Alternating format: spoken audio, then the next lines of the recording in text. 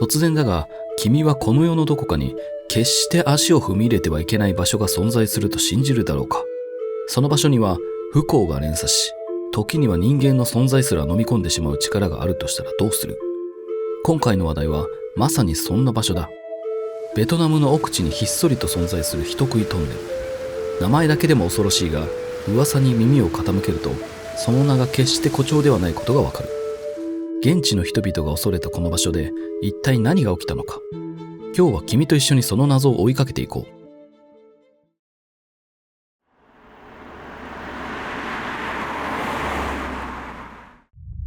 まずは話を始める前に、このトンネルがどこにあるのか、どのような噂があるのかを知る必要があるだろう。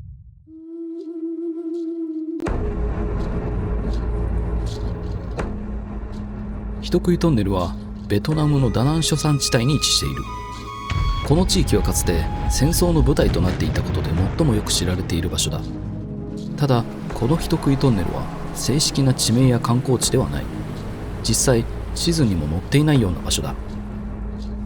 このトンネルはうっそうとしたジャングルの奥深くの整備されていない道を進んだ先に突然現れると言われている。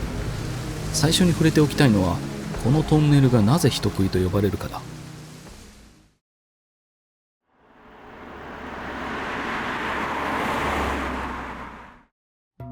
人食いトンネルの歴史を語るには少し過去を振り返る必要がある。この場所は戦争中に建設されたトンネルだと言われている。第二次世界大戦やベトナム戦争の時代、鉄道や地下通路は物資を運ぶ重要なインフラだった。しかしその過程で多くの労働者や捕虜が過酷な環境下で命を落としたという記録があるんだ。一説ではトンネル内に大量の捕虜たちが埋められているとも言われている。さらにこのトンネルには戦時中に捕虜が閉じ込められ、飢えや病気で亡くなったという噂もある。彼らの怨念がこの場所を恐ろしいものにしているのかもしれない。この時点ですでに不気味さを感じるだろう。でもここからが本番だ。このトンネルにまつわる奇妙な現象の数々について話していこう。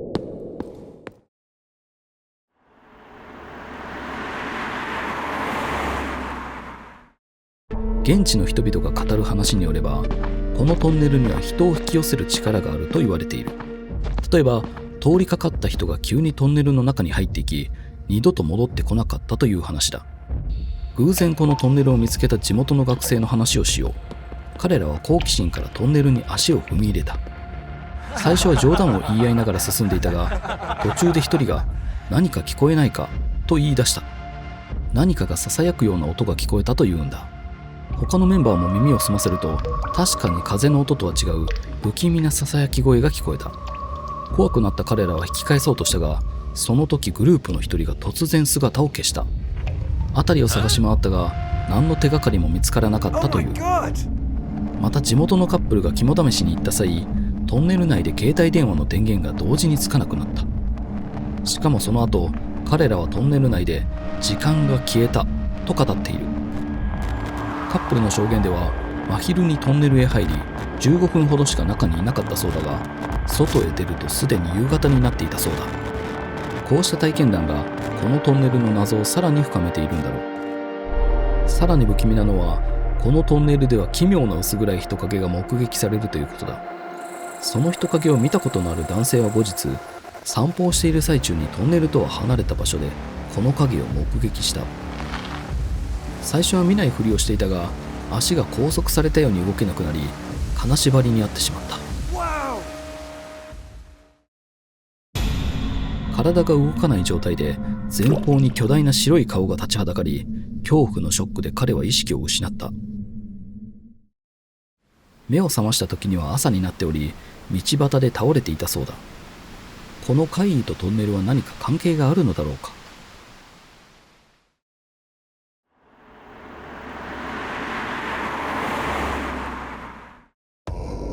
地元の伝承では、このトンネルは呪われた場所とされている。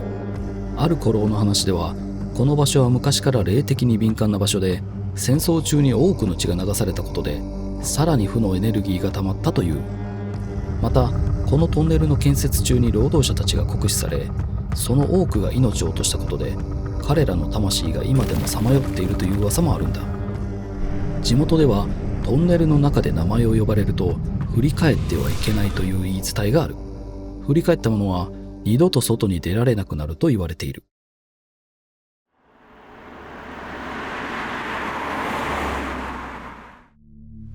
もちろんこういった話には科学的な解釈もある。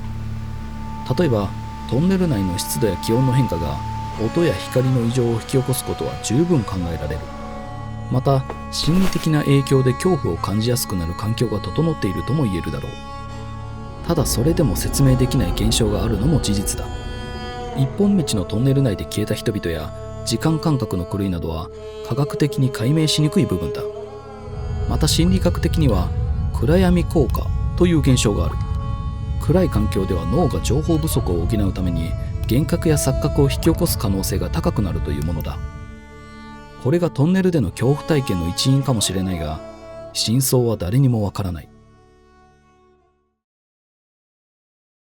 人食いトンネルの話は恐怖と謎が交差する興味深い話だ。この場所が本当に危険な場所なのか、それともただの噂なのかはわからない。もし君の前にこのトンネルが現れた場合、入るのはおすすめしない。恐怖を楽しむのは安全な距離からが一番だ。次回もまた一緒に驚きと発見の旅に出かけよう。どんな新しい扉が待っているのか楽しみにしていてくれ。